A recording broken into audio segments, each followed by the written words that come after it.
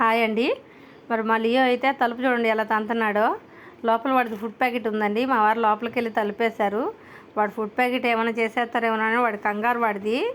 అందులో వాడికి హెయిర్ తీసిన తర్వాత చాలా యాక్టివ్గా ఉంటాడని చెప్పాను కదా. చూడండి దూరం నుంచి వెళ్ళి ఎగిరి తంతున్నాడు తలుపు. మా వారేమో అవతల గట్టిగా పట్టుకొని ఉన్నారు తలుపు రాకుండా.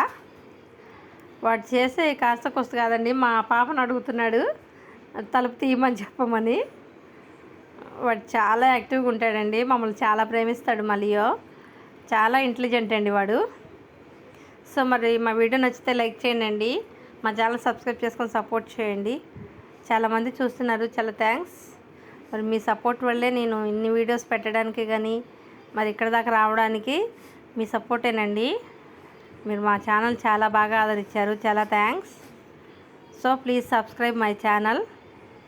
మా లియో కోసం ఒక లైక్ అయితే చేయండి. మరి ఇప్పుడు అందరూ డాగ్స్కి ఏంటంటే రేబిస్ ఇంజెక్షన్స్ అయితే వేస్తున్నారండి. మరి మీ పెట్స్కి ఇంకా ఎవరైనా వేయించినట్లయితే తప్పకుండా వెటనరీ హాస్పిటల్లో వేయించాం. ఇంజక్షన్ విషయంలో అయితే మనం చాలా జాగ్రత్తగా ఉండాలండి. మరి పెట్స్కి మనం ఇంజక్షన్స్ వేయించకపోతే పిల్లల్ని ఎవరినైనా కరిచినా చాలా ఇబ్బంది అవుతుంది.